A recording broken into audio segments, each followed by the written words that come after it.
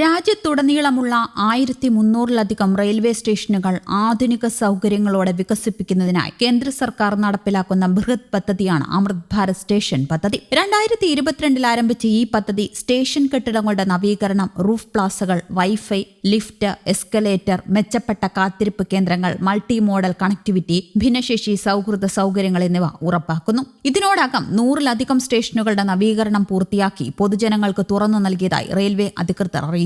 നവീകരണ പദ്ധതിയിൽ ഏറ്റവും കൂടുതൽ സ്റ്റേഷനുകൾ ഉൾപ്പെട്ടിരിക്കുന്നത് ഉത്തർപ്രദേശിലാണ്. സംസ്ഥാനത്തെ 157 സ്റ്റേഷനുകളാണ് ആധുനികവൽക്കരണത്തിന്റെ ഭാഗമാകുന്നത്. വാരണസി, ലക്നൌ, അയോധ്യ, പ്രയാഗ്രാജ്, ആഗ്ര, മധുര, ഗോരഖ്പൂർ തുടങ്ങിയ പ്രധാന സ്റ്റേഷനുകൾ ഇതിൽ ഉൾപ്പെടുന്നു. റെയിൽവേ സ്റ്റേഷനുകളുടെ വലിപ്പവും നവീകരണത്തിന്റെ വ്യാപ്തിയും അനുസരിച്ച് സമയപരിധിയിൽ വ്യത്യാസമുണ്ടാകുമെങ്കിലും ഈ വർഷാവസാനത്തോടെ 100-ലധികം സ്റ്റേഷനുകൾ കൂടി പൂർത്തിയാക്കാനാണ് റെയിൽവേ ലക്ഷ്യമിടുന്നത്. ഉത്തർപ്രദേശിനു പുറമെ ബീഹാർ, മധ്യപ്രദേശ്, ഹരിയാന, പഞ്ചാബ് തുടങ്ങിയ സംസ്ഥാനങ്ങളിലും വിപുലമായ നവീകരണ പ്രവർത്തനങ്ങളാണ് നടക്കുന്നത്. ബീഹാറിൽ ബറാണി, രക്സോൾ, സിവൻ തുടങ്ങിയ നിരവധി സ്റ്റേഷനുകൾ, പഞ്ചാബിൽ ജലന്ധർ സിറ്റി, ബിയാസ്, മോഗ, ഹരിയാനയിൽ ഗുരുഗ്രാം, ഫരീദാബാദ്, ബലഫ്ഗഡ്, ജമ്മു കശ്മീർ, മാതാ വൈഷ്ണോദേവി, കത്ര സ്റ്റേഷൻ. പ്രധാന മാറ്റങ്ങൾ നോക്കാം. നവീകരണത്തിന്റെ ഭാഗമായി സ്റ്റേഷനുകളിൽ അത്യാധുനിക സൗകര്യങ്ങളാണ് ഒരുങ്ങുന്നത്. വിപുലമായ വെയിറ്റിംഗ് ഹാളുകൾ, മെച്ചപ്പെട്ട ശുചിമുറികൾ, സൗജന്യ വൈഫൈ, ലിഫ്റ്റുകൾ, എസ്കലേറ്ററുകൾ, പ്രാദേശിക കലയും സംസ്കാരവും പ്രതിഫലിക്കുന്ന സ്റ്റേഷൻ കെട്ടിടങ്ങൾ, വിശാലമായ പാർക്കിംഗ് സൗകര്യങ്ങളും മികച്ച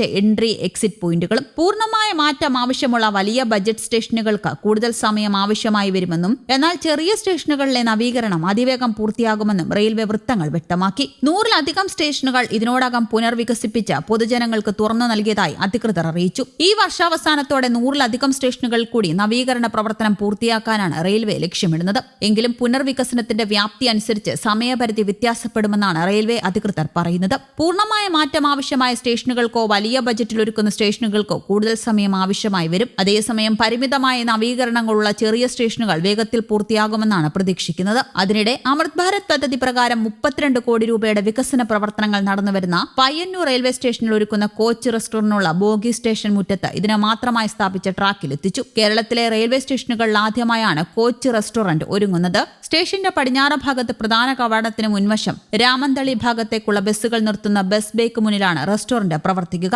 റെസ്റ്റോറന്റ് ആവശ്യമായ AC കോച്ച് മംഗലാപുരത്ത് നിന്ന് ഏതാനും ദിവസം മുമ്പ് പയ്യന്നൂരിൽ എത്തിച്ചിരുന്നു. കോച്ച് റോഡ് മാർഗം സ്റ്റേഷന് മുൻവശം എത്തിക്കാനുള്ള ശ്രമം തുടങ്ങിയിട്ടുണ്ട്. സ്റ്റേഷന് മുൻവശം ട്രാക്കിൽ നിർത്തിയിട്ടിരുന്ന കോച്ച് ഒളവറ റെയിൽവേ ലെവൽ ക്രോസിംഗിനടുത്തെത്തിച്ച് അവിടെ നിന്ന് ക്രെയിൻ ഉപയോഗിച്ച് ട്രെയിലറിൽ കയറ്റി റോഡ് മാർഗം എത്തിച്ചാണ് സ്റ്റേഷൻ മുറ്റത്ത് സ്ഥാപിച്ച ട്രാക്കിൽ കയറ്റി വെച്ചത്. കോച്ച് റെസ്റ്റോറന്റ് നടത്തുവാൻ ടെൻഡർ എടുത്ത കരാറുകാരന്റെ ഉത്തരവാദിത്തത്തിൽ കുപ്പം ബലാസിമാരുടെ 50-70 ടൺ വീതമുള്ള 2 ക്രെയിനുകൾ എത്തിച്ചാണ് 50 ടണ്ണിലധികം ഭാരമുള്ള കോച്ച് ട്രാക്കിൽ നിന്നും ട്രെയിലറിലേക്ക് മാറ്റിയത്. കോച്ച് സ്റ്റേഷൻ മുറ്റത്ത് ഇതിനായി നിർമ്മിച്ച ട്രാക്കിലെത്തിക്കുവാൻ 8 ലക്ഷത്തോളം രൂപ ചെലവ് വരുമെന്നാണ് അറിയുന്നത്. റെയിൽവേ മെക്കാനിക്കൽ ഭാഗത്തിന്റെ നേതൃത്വത്തിൽ വൻ ഒരുക്കങ്ങളാണ് കോച്ച് മാറ്റുന്നതുമായി ബന്ധപ്പെട്ട് ഏർപ്പെടുത്തിയിരിക്കുന്നത്. ഈ റൂട്ടിൽ 4 മണിക്കൂർ നേരം പവർ ബ്ലോക്ക് ചെയ്ത് റെയിൽവേ വൈദ്യുതി ലൈനുകൾ അഴിച്ചുമാറ്റി 2 ക്രെയിനുകളും ഉപയോഗിച്ചാണ് കോച്ച് ട്രാക്കിന് പുറത്തെത്തിച്ചത്. 18 ചക്രമുള്ള ട്രെയിലറിൽ കയറ്റിയാണ് എത്തിച്ചത്. റോഡ് മാർഗം കോച്ച് കൊണ്ടുപോകുമ്പോൾ വൈദ്യുതി ലൈനുകൾ തടസ്സം സൃഷ്ടിക്കുന്നത് ഒഴിവാക്കുന്നതിനായി KSEB അധികൃതരും ട്രെയിലറിന് കൂടെ ഉണ്ടായിരുന്നു. കോച്ച് ട്രാക്കിൽ നിന്ന് മാറ്റി ഉടൻ തന്നെ മെക്കാനിക്കൽ ഭാഗം റെയിൽവേ വൈദ്യുതി ലൈനുകൾ പൂർവ്വസ്ഥിതിയിലാക്കുകയും 3 മണിയോടെ ഓട്ടോമൊബൈൽ വാഹനം പരീക്ഷണാടിസ്ഥാനത്തിൽ ട്രാക്കിൽ ഓടിച്ച് പരിശോധിച്ചതിനു ശേഷമാണ് ട്രെയിൻ ഗതാഗതം പുനഃസ്ഥാപിച്ചത്. സുരക്ഷയുടെ ഭാഗമായി